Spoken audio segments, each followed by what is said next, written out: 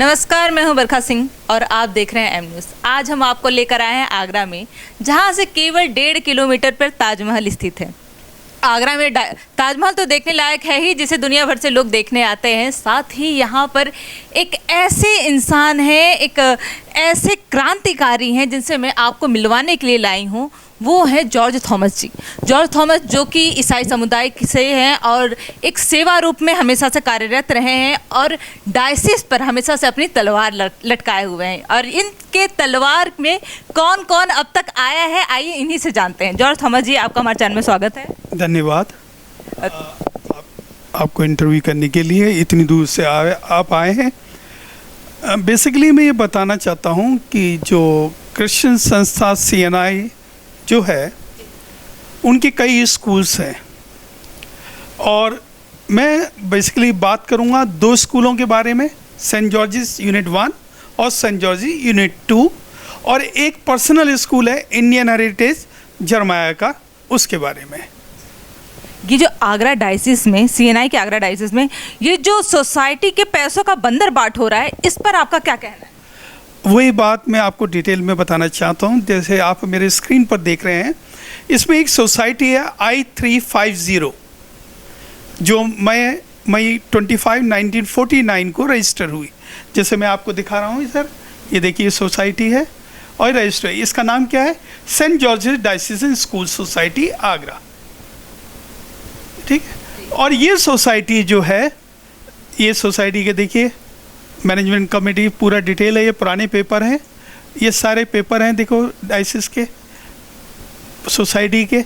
अब यहाँ पर चिट फंड ऑफिस एक लेटर देता है 10/10/1988 को कि भाई आप सोसाइटी को रिन्यू क्यों नहीं करा रहे हैं। लेकिन ये सोसाइटी को रिन्यू नहीं कराते हैं।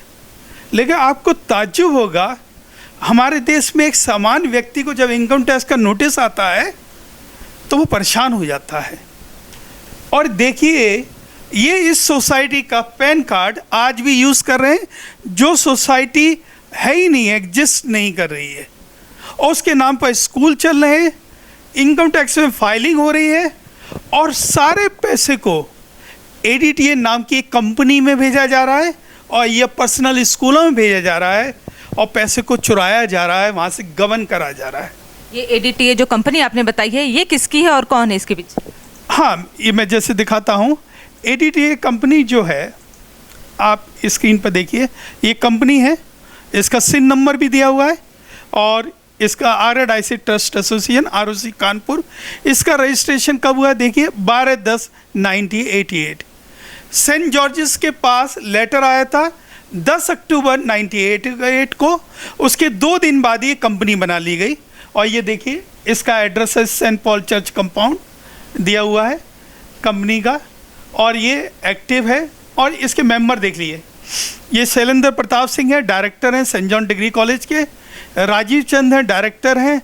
राजीव चंद कंपनी सेक्रेटरी हैं। अविनाश चंद डायरेक्टर हैं।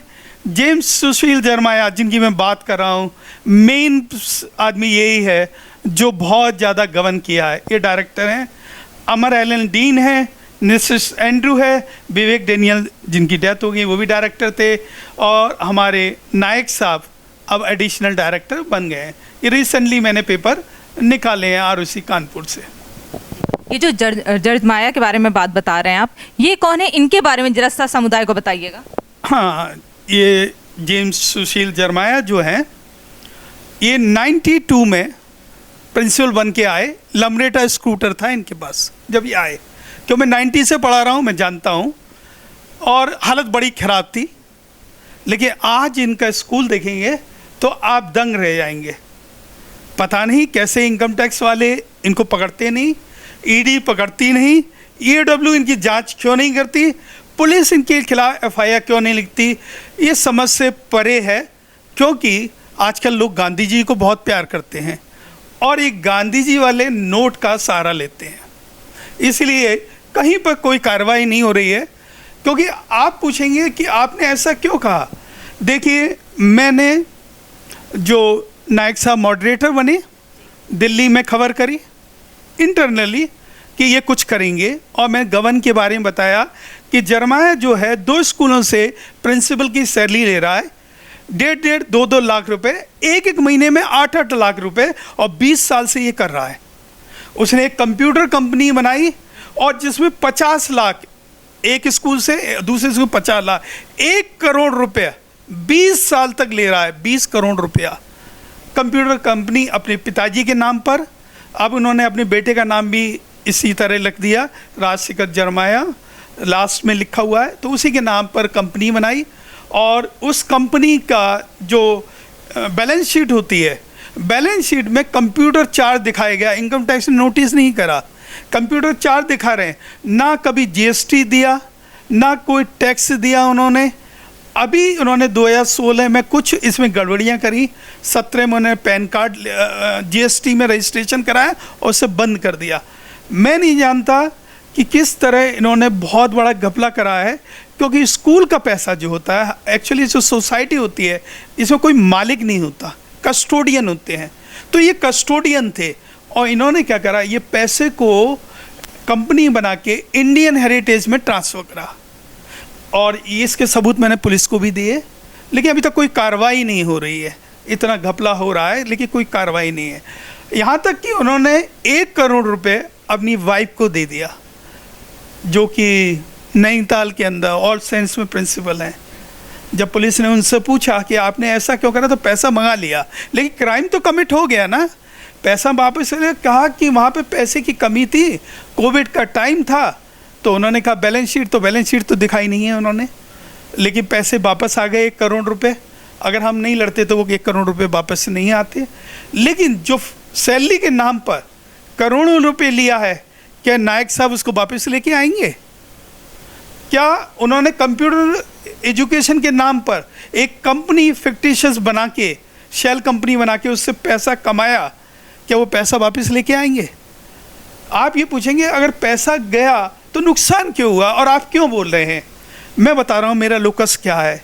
मैं एनलाइटन टीचर एसोसिएशन का प्रेसिडेंट हूँ। टीचर की और बच्चों की समस्याओं को मैं उठाता हूँ। जब मैंने देखा टीचरों को ये पेमेंट नहीं दे रहे हैं पूरा, और ये पैसा को गबन करके और उसके साथ बंदरबाट कर रहे हैं, तो मैंने इस समस्या को उठाया। आपको ये जानकर आश्चर्य होगा कि सेंट जॉर्ज यूनिट ने अब सैलरी में बदलाव कर दिया है। जो 10-15 हज़ार 20 हज़ार सैलरी ले रहे थे, अब 50-60 हज़ार 70 हज़ार 80 हज़ार सैलरी ले रहे हैं। लेकिन यूनिट 1 ने अभी भी नहीं करा है, जबकि यूनिट 1 यूनिट 2 के जो टीचर्स थे उन्होंने बिशप हाउस में धरना भी दिया। मेरे पे रिकॉर्ड है, वीडियो है, मैं दिखाऊंगा आपको। लेकिन किस तरह उनके पैसों के साथ हनन करा गया और उसके साथ वो क्या गया, धोखा करा गया लोगों के साथ, और अपने अपने फ़ायदे के लिए अपने पर्सनल अकाउंट में जरमाया ने ट्रांसफ़र कराया। तो आगरा डायसिस ने क्या इसको देख रेख में अपने नहीं लिया? वहाँ पर काफ़ी ऑडिटर भी हैं, और मैं बताना चाहूँगा जब मैंने बैंक स्टेटमेंट देखे तो लाखों रुपए ऑडिटर को दिया गया है। आप ये बताइए किसी भी अकाउंट में बनता है, मैंने कैथलिक लोगों का भी अकाउंट देखा है स्कूलों का, 1-1.5 लाख 2 लाख 3 लाख रुपए ही जाता है ऑडिटर को। यहाँ तो 15-15 16-16 लाख रुपए ऑडिटर को गए हैं। यानी कि ऑडिटर ने ऑडिटिंग करके इनके अकाउंट को बहुत क्लियर बनाया है। और मैं ये बताना चाहता हूँ, CNI के इतिहास में लोग कहते हैं कि ज़मीनें बेचते हैं, पर मैं आपको ये बताना चाहता हूँ ज़मीन खरीदते हैं, लेकिन खरीद के बाद में बेचते हैं वो बात अलग है। और मैं आपको दिखाना चाहता हूँ, देखिए आप मेरे स्क्रीन पर ये दिखाता हूँ। ये प्रॉपर्टी खरीदी गई है 39 करोड़ की। 39 करोड़ की ये प्रॉपर्टी है। देखिए स्क्रीन पर आप देखेंगे, ये सेंट जॉर्जिस कॉलेज के नाम। Second party saint George's college है, और इसका पैन कार्ड नंबर मैं दिखाता हूँ। ये हैं, इनके फोटोग्राफ हैं। ये जरमाया जी हैं, ये सेक्रेटरी हैं, ये बिशप साहब हैं, हाबिल साहब, और इन्होंने प्रॉपर्टी को ख़रीदा है। देखिए लैंड पे इनका फोटोग्राफ है, और ये देखिए यहाँ पर यहाँ लिखा है Saint George's college 3 garden road. किसके फेवर में हुई है रजिस्ट्री? लेकिन यहाँ पर ये देखिए इन्होंने ये प्रॉपर्टी को इसमें दे दिया, ADTA में, आगरा डायसिस ट्रस्ट एसोसिएशन, उसमें दे दिया। मैं दिखाता हूँ आपको, ये यहाँ लिखा हुआ है, ये देखिए यहाँ दिया, दैट इज अमाउंट यहाँ पे दिया हुआ है। फर्स्ट पार्टी उसको दिखाया गया है, लेकिन इसमें पैन कार्ड जो दिखाया गया है, एक मिनट में let me see the document. देखो यहाँ फर्स्ट पार्टी का पैन नंबर लिखा है, उसका आधार नंबर लिखा हुआ है, और सेकंड पार्टी का पैन नंबर लिखा हुआ है, और PAN number saint George's society का है, और ये अमाउंट है, ये दिए गए हैं पूरे ट्रांजैक्शन 15 करोड़ 85 लाख। और ये दूसरी प्रॉपर्टी है जो खरीदी गई है, ये लैंड खरीदी गई है मकठई में, आगरा के अंदर। सेंट जॉर्जेस कॉलेज है, PAN card saint George's college का यूज़ हुआ है, और ट्रांसफ़र कर दी गई है ये प्रॉपर्टी को कंपनी के अंदर। ठीक, तो ये ऐसे खरीद क्यों रहे हैं, खरीद कर फिर इनका मकसद क्या है? हाँ देखिए, आप ये बताइए, यहाँ पर मैं आपको दिखाऊंगा फीस रेगुलेशन जो बिल है आपका, गजट में प्रकाशन हुआ था, फीस रेगुलेशन बिल है। उत्तर प्रदेश स्व-वित्त पोषित स्वतंत्र विद्यालय शुल्क विनियम अधिनियम 2018। इसके जो चैप्टर 6 में लिखा है कि जो भी आय होगी फीस की, उसका 15% स्कूल में ही खर्च होगा। ये देखिए सेक्शन लिखा है, विद्यालय की कुल आय की अधिकतम 15% आपके स्कूल के डेवलपमेंट के लिए यूज़ होगा, और 15% पैसा जो है स्कूल के निर्माण के लिए होगा, स्कूल बेचने के लिए, स्कूल की प्रॉपर्टी खरीदने के लिए नहीं होगा। अब इन्होंने क्या करा, यूनिट 2 से पैसा यूनिट 1 में भेजा। ये डायरेक्टली यूनिट 2 से पैसा भेज सकते थे, लेकिन पैन कार्ड यूज़ कर रहे हैं यूनिट 1 का, तो वहाँ भेज दिया, और यूनिट 1 से ज़मीन खरीद के उन्होंने कंपनी के अंदर दे दिया। जबकि फीस रेगुलेशन में उत्तर प्रदेश शासन का नियम है, इसको मानना बहुत ज़रूरी है। तो ये पैसा 39 करोड़ कहाँ से आया, जब स्कूल की इनकम 3 करोड़ होती है, तो 15% कितना पैसा होगा, ये इतना पैसा कहाँ से आया? और साथ ही साथ 17 करोड़ रुपए उन्होंने एक तीसरी यूनिट बनाने के लिए भी दे दिया। तो आप देखो कितना बंदरबाट हो रहा है ये पैसों का। और खुद 2 स्कूलों से सैलरी ले रहा है, 8-8 लाख रुपए एक महीने में, कभी 5 लाख रुपए। किसकी सैलरी होती है? मेरे ख्याल इंडिया में कोई नहीं लेता प्रिंसिपल। और इनके रूल्स में लिखा गया है, स्कूल का रूल्स है कि फिजिकली प्रेजेंट होना जरूरी है। तो जरमाया साहब अंतर्यामी है, पता नहीं आत्मा उधर चली जाती थी, शरीर इधर रहता था, कैसे प्रेजेंट लगाते थे मुझे तो नहीं मालूम। क्योंकि एक व्यक्ति 2 जगह पे कैसे हो जाएगा? 8 किलोमीटर दूर स्कूल है करीब, दूसरा तो वहाँ अटेंडेंस लगाएंगे तभी तो प्रिंसिपल की सैलरी मिलेगी उन्हें। तो पता नहीं वो कैसे, मेरे ख्याल उनके अंदर कुछ पावर है, तो वो फिजिकली आपको एक मॉडिफाई कर लेते हैं और दूसरी जगह पहुंच जाते थे, अटेंडेंस लग जाती थी, फीस पैसे मिल जाते थे उनके। और ये मैंने पुलिस को भी बताया, वो कह रहे ऐसा रूल बताओ। भाई हमारे इंडिया के अंदर डुअल एम्प्लॉयमेंट अलाउ नहीं है, ये कहीं कोई काम नहीं करता, क्योंकि फी जो भी है टीचर के लिए, प्रिंसिपल के लिए फिजिकली प्रेजेंट होना ज़रूरी है। तो कैसे फिजिकली 2 स्कूल में प्रेजेंट होता था वो? और फिर उसने एक एक्टिंग प्रिंसिपल क्यों अपॉइंट करा था? जब एक्टिंग प्रिंसिपल को दे रहा था, उसके नाम से एफिलिएशन लिया, मिस्टर अर्णब कुमार थे, तो फिर अपने नाम से क्यों नहीं लिया? तो ये सब चीज़ें हैं, कोई इसकी जांच नहीं कर रहा। और जो मॉडरेटर साहब आए उनके पास एप्लीकेशन गई थी, और मैंने ये सोचा शायद वो जांच करेंगे, लगता है वो भी इनके साथ मिले हुए हैं। क्योंकि जब कोई कार्रवाई नहीं कर रहा तो आप क्या सोचेंगे? या उनके ऊपर कोई दबाव होगा, शायद वो जरमाया से डरते होंगे, ये भी हो सकता है, या जरमाया कुछ अलग तरीके से उनको देर कुछ ऐसा कर रहा होगा जिससे कि वो उसके बारे में आवाज़ नहीं उठा रहे हैं। और ये पूरा डायसिस जो है, डायसिस के जितने भी स्कूल हैं सभी में यही है कि प्रॉपर्टियां जो 200 साल पुरानी हैं, 150 साल पुरानी है, वो 1988 में एक कंपनी बनी है, उसके पास दे दी गई है पावर। तो और डी आप सुन के आशा करेंगे, जो सोसाइटी स्कूल चला रही है 60, उसका हर साल का इनकम एक्सपेंडिचर 3 लाख रुपए का है। आजकल 3 लाख में घर नहीं चलता है, ये डायसिस चला रहे हैं। यानी कि दिखाने के लिए दिखा रहे हैं कि 3 लाख में डायसिस चल रही है, और पीछे के गेट से करोड़ों रुपए ट्रांसफ़र कर रहे हैं, करोड़ों। नुकसान वहाँ के पढ़ाने वाले टीचरों का और बच्चों को हो रहा है। फीस दिन पर दिन बढ़ती जा रही है। सरकार को चाहिए था इसमें जांच करानी चाहिए थी, लेकिन कोई जांच कराता ही नहीं है। इन्हें क्लीन चिट DIS ने दे दी। मैं आपको बताना चाहूँगा, अब DIS साहब वो इस दुनिया में है नहीं, और मैंने RTI लगा के वो डॉक्यूमेंट मांगे थे जिसके बेस पे उन्होंने DIS ने जांच के दिए तथ्य लिख के कि इंटरमीडिएट एक्ट लागू ही नहीं होता है इन पर।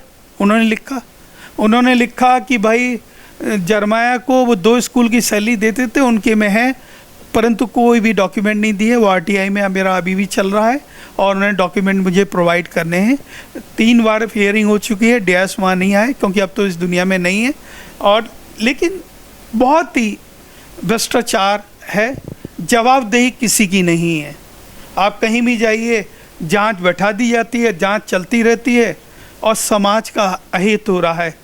सर, अभी जैसे हाल ही फिलहाल में दिल्ली में इतना बड़ा कांड हुआ, 3 बच्चों की मौत हो गई अंडरग्राउंड लाइब्रेरी होने की वजह से, तो आपको क्या लगता है ये जो एक तरीके से कहा जा सकता है लापरवाही चल रही है, इसकी वजह से इतना बड़ा बड़ा केस हो रहा है, तो यहाँ पर भी क्या ऐसा हो सकता है? देखिए, भ्रष्टाचार और जवाबदेही का ना होना और पारदर्शिता ना होने के कारण ये सब कुछ हो रहा है। कंप्लेंट हम भी करते रहते हैं। हमने BSc को कंप्लेंट करा, हमने DIS को कंप्लेंट करा, हमने संयुक्त शिक्षा निदेशक को कंप्लेंट करा, हमने कमिश्नर को कंप्लेंट करा, हमने DM को कंप्लेंट करा, हमने ED को कंप्लेंट करा, हमने EOW को कंप्लेंट करा, हमने पुलिस को कंप्लेंट करा, हमने डायसिस के मॉडरेटर को कंप्लेंट करा।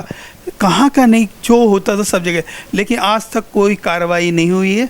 पुलिस में मेरी जांच चल रही है कोतवाली आगरा के अंदर, जो मैंने DGP EOW को भेजा था।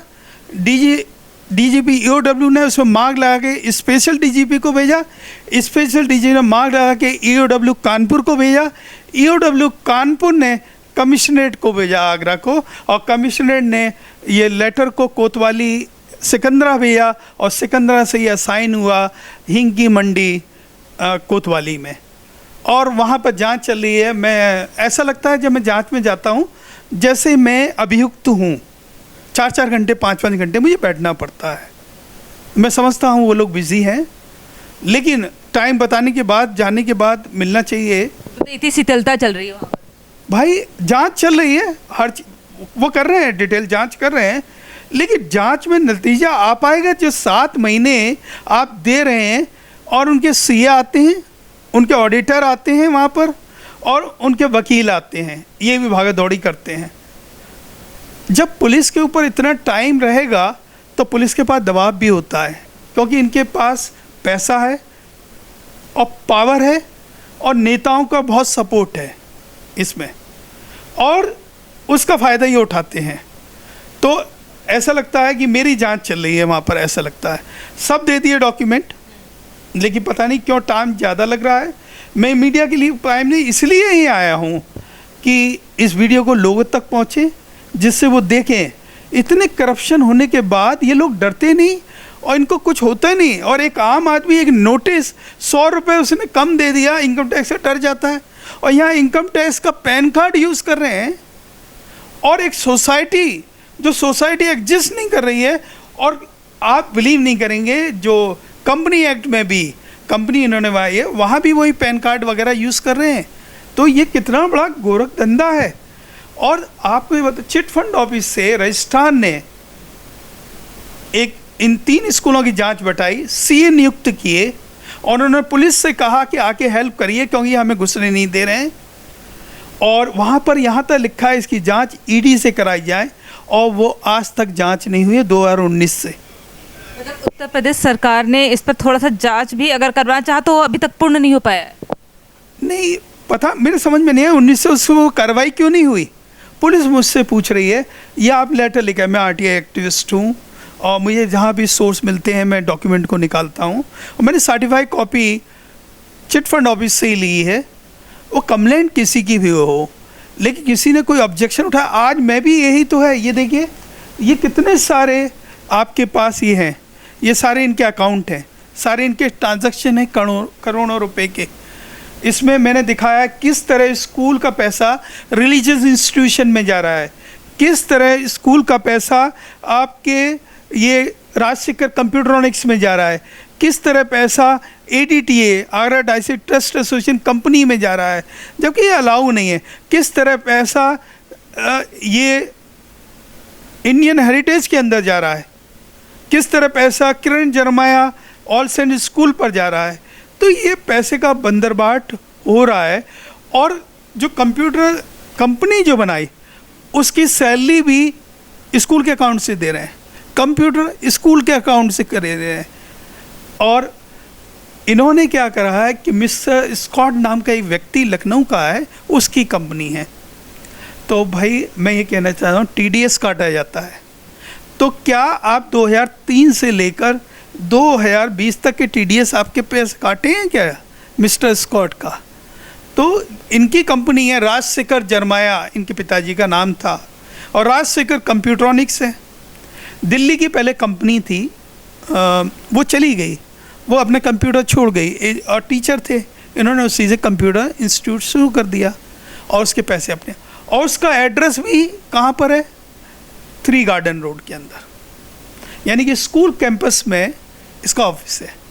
तो आप बताओ, बाहर की लखनऊ की कंपनी स्कूल, कैनरा बैंक में अकाउंट भी वहीं पे खोला गया है, अकाउंट में भी वही एड्रेस है। तो बताओ अपनी परवाह। तो डायसिस को क्या दिख नहीं रहा है? डायसिस में यही चल रहा है। अभी तो मैंने 2 स्कूल का निकाला है, 60 स्कूल हैं, 60 में यही चल रहा होगा। तो तू मेरी मत बोल, मैं तेरी नहीं बोलूँगा। और इस तरह बंदरबाट चल रहा है, एक दूसरे का छुपाया जा रहा है। बिल्कुल बिल्कुल। यहाँ पर कई बिल्डर हैं जिन्होंने बिल्डिंग बनाई है, जिस तरह उसमें, अगर मैंने तो कभी इस बात को बोला नहीं, लेकिन अकाउंट आपके सामने, इसमें आपको बिल्डर को भी पैसे देते हुए मिलेंगे। बहुत से बिल्डर ने काम ही नहीं करा है तब भी पैसे दिए गए हैं। इतने सारे आप पेपर्स रखे हुए हैं, तो ये सब कैसे आपने कैसे कलेक्ट किया? ये ऐसा होता है जब कुछ आप काम करने निकलते हैं और सच्चाई का साथ देने निकलते हैं तो कोई ना कोई जुड़ता जाता है, खुद लेके आते हैं और हम RTA करके उसको निकाल लेते हैं। कुछ डॉक्यूमेंट ये जलाल दे देते हैं, हम वहाँ से भी निकाल लेते हैं। ये भूल जाते हैं जिस चीज़ को जलाने जा रहे हैं, तो ये है हमें मालूम पड़ता है, क्योंकि हमारे साथ बहुत लोग हैं, इनके स्कूल के बहुत से टीचर हमारे साथ हैं, किसी को मालूम नहीं है। क्योंकि पहले सेंट क्लेयर्स स्कूल में जहाँ थे, उसके चक्कर में इन्होंने टीचरों को बहुत टारगेट करा और वैकेंसी निकाली, FIR करी। मैं उसके बारे में बाद में आपको वीडियो में बताऊंगा, लेकिन मैं नहीं चाहता किसी टीचर के साथ इस तरह का वाक़या हो, तो मैंने उनको नामों को गुप्त रखा है। क्योंकि आप एक शिक्षक थे, अब तो रिटायर हो चुके हैं आप। नहीं, अभी रिटायर नहीं, अभी 2025 में रिटायर होऊंगा मैं। लेकिन अभी मेरा केस हाई कोर्ट के अंदर चल रहा है और मेरे पर जो उन्होंने क्रिमिनल केस लगाए थे उनमें ऑलरेडी स्टे है। केस तक कर दिया गया? केस ऐसे जनों को करा, 7 लोग, जिसमें 4 लेडीज़ थी, जिसमें से 3 तो रिटायर हो चुकी हैं। उन्होंने एक कैमरा चुराया। कैसा कैमरा था वो एक्चुअली क्या, लेडीज़ की फ़ोटो खींच रहा था प्रिंसिपल, वो थाने में जमा कर दिया, GD के अंदर उसकी एंट्री भी है। इसलिए CNI जब भी इंक्वायरी होती है वो कहते हैं मिस्टर जॉर्ज क्रिमिनल हैं, कभी पेपर को तो देखते नहीं क्या कारण है, और वो क्रिमिनल कहते हैं। मुझे कोई फ़र्क नहीं पड़ता, क्योंकि जब हमारे मज़हब में जीसस ने कुछ नहीं करा था, हम तो उसके डिसाइपल हैं, तो उसने क्रूस पे अपनी जान दी, झूठा उसके ऊपर थूका गया, सब कुछ करा गया, तो हमारे ऊपर लोग लाछन लगाते हैं, हम खुश होते हैं, क्योंकि फ़र्क उनको पड़ रहा है, हमको नहीं। आप कह रहे हैं जैसे आप इतने संपन्न हैं, उसके बाद भी आप एक कैमरा चोरी का करके केस कर दिया गया, झूठा केस। लोगों के 7 लोग उसमें थे, 4 लेडीज़, और ये सब होते हैं। ये CNI ने भी करा था रिसेंटली एक केस। तो ऐसे करते रहते हैं ये भाई, जब हम आवाज़ उठा रहे हैं, लोगों के लिए लड़ रहे हैं, तो लोग ऐसे केस करते हैं। मतलब कहा जाता है एक क्रांतिकारी के रूप में जब आप आगे बढ़ ही गए हैं, तो ये सबको भी आपने एकदम इग्नोर कर दिया है। नहीं, हमने ये कहा ये तो होता रहेगा, के लिए हमारा रास्ता, हमें मालूम है इस दुनिया में आए हैं तो जाएंगे भी एक दिन। लेकिन हम जाएंगे तो जिस मकसद से खुदा ने हमें भेजा है, क्या वो मकसद हमने पूरा करा? क्योंकि वो ताकत लड़ने की वही देता है। क्योंकि हर व्यक्ति में, आप थाने में जाके 6-6 घंटे बिता रहे हैं, आप लड़ रहे हैं, शिकायत के लिए जा रहे हैं, फैमिली में बड़ी परेशानियां होती हैं। मेरी वाइफ भी बहुत परेशान रहती है, बच्चे भी परेशान रहते हैं। मेरे बच्चे बहुत छोटे थे उस टाइम का वाक़या है, लेकिन मैंने लड़ना नहीं छोड़ा, क्योंकि मुझे 21 दिन के लिए जेल भी भेजा गया, जेल में भी रहा। जो कार्य मैंने नहीं करे, कभी मैंने चोरी नहीं करी। आज भी बिशप से पूछता हूँ कि भाई ये तो बता, कोई चोरी कहता है अलग अलग में बैठ के बात करेंगे। समाज के सामने बोलने के लिए तैयार नहीं है। और मैं खुलेआम सबको इंट्रोड्यूस ये करता हूँ कि मैं चोर हूँ। भाई डॉक्यूमेंट के हिसाब से चोरी का मुकदमा है 379 411 कैमरा मेरे यहाँ से बरामद हुआ। यानी कि इतनी साजिश करी गई, कैमरा थाने से वापस लेके फिर जमा करा गया, फिर कोर्ट से लिया गया, वो धारा बना दी पुलिस ने। आप सोचो किस तरह का क्राइम पुलिस के साथ मिलके ये लोग करते हैं। लेकिन अब नए कानून आ गए हैं और मैं मोदी गवर्नमेंट को इसके लिए साधुवाद दूंगा, क्योंकि नए कानून के अंदर एक टाइम लिमिट फिक्स है। मेरा 14 साल से केस नहीं चला है। ये है न्याय तंत्र। देखो संविधान, जो हमारी संवैधानिक संस्था है हाई कोर्ट सुप्रीम कोर्ट, वो ये देखती नहीं है।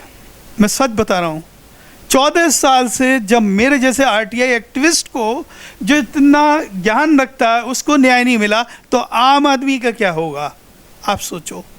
ये लोग जो पैसे वाले हैं चर्च के, जो एक्चुअली आपने जब पढ़ा होगा बाइबल में, तो बाइबल के अंदर उस समय के जो फरीसी और सदूकी होते थे वो बड़े बड़े आसन पे बैठते थे और वो लोगों को सताते थे। जीसस उनके खिलाफ बोलते थे, और वही चैप्टर मुझे सबसे ज़्यादा अच्छा लगता है। आपके खिलाफ बोलते हैं? बिल्कुल बिल्कुल। वो कहते हैं अन्याय के सहाय मत करो, अन्याय के खिलाफ बोलो। जीसस कभी क्रिश्चियन नहीं थे, वो ज्यूस थे। और क्रिश्चियनिटी कोई रिलीजन नहीं है, एक वे ऑफ लाइफ है। हम रिलीजन बना दिया है, इन लोगों ने कमाने का जरिया बना दिया है। ये स्कूल खोल के कमाई कर रहे हैं और लोगों का शोषण कर रहे हैं ये लोग। और अगर मैं गलत होता तो इन्होंने फीस इस तरह सैलरी क्यों बढ़ाई? जिस स्कूल में 10,000 सैलरी होती थी, लड़के मैंने 35 कराई, आज 1-1 लाख रुपए सैलरी स्कूल में, प्राइवेट स्कूल में ले रहे हैं। मैं नहीं कहता, उस खुदा ने मुझे ताकत दी थी लड़ने के लिए और उन ऑफिसरों के दिमाग को खोला था जिससे न्याय हुआ। और आज भी सेंट जॉर्जिस में न्याय हुआ। सेंट जॉर्ज के किसी टीचर को ये नहीं मालूम है कि मैं लड़ रहा था, इसकी वजह से उनकी सैलरी बढ़ गई। लेकिन वो सोचते हैं आशीष हाबिल कितना बढ़िया प्रिंसिपल है कि उसकी वजह से हमारी सैलरी बढ़ गई। तो मैं आज आपके माध्यम से उन टीचरों को बताना चाहता हूँ कि आशीष हाबिल और तुम्हारा डायसिस तुम्हारी ज़िंदगी में कभी सैलरी नहीं बढ़ाता। अगर मैंने इसकी आवाज़ को नहीं उठाया होता कि करोड़ों रुपए ट्रांसफ़र करे जा रहे हैं, और ये सुप्रीम कोर्ट का जजमेंट के खिलाफ है, सीबीएसई बाय लॉ के खिलाफ है, फीस रेगुलेशन बिल के खिलाफ है, जिस बात को मैंने उठाया और मैंने ये दिखाया कि जो सिस एफिलिएशन के लिए जो सेंट जॉर्ज यूनिट 2 ने जो पेपर दिए उसमें 80-80 हज़ार रुपये सैलरी दिखाई जा रही थी। उसके बाद उन्होंने सैलरी में चेंज करा है। आज भी मुझसे टीचर मिलते हैं, सर सेंट जॉर्ज यूनिट की 1 की कब सैलरी बढ़ाओगे? और मैं उनसे अब कहता हूँ मिल के खड़े हो, क्योंकि वो एक एक को डराते हैं। आप आइए, मिलिए हमसे और सब सैलरी बढ़ेगी, क्योंकि ये उत्तर प्रदेश का नियम है। एनओसी के अंदर लिखा गया है कि राज्य सरकार के अनुरूप वेतन देना होगा, ये लिखित में दिया है। और इन्होंने संविधान में अपने जो इसका कॉन्स्टिट्यूशन है वहाँ पर लिखा है कि हम राज्य सरकार के कानूनों को मानेंगे। मैं इस चैनल के माध्यम से सभी देशवासियों को 15 अगस्त की शुभकामनाएं देता हूँ। जैसा आप जानते हैं, इस दिन हमारा देश आज़ाद हुआ, हम गुलामी से बाहर निकल के आए। लेकिन गुलामी से ज़रूर बाहर निकल आए, लेकिन आज भी हम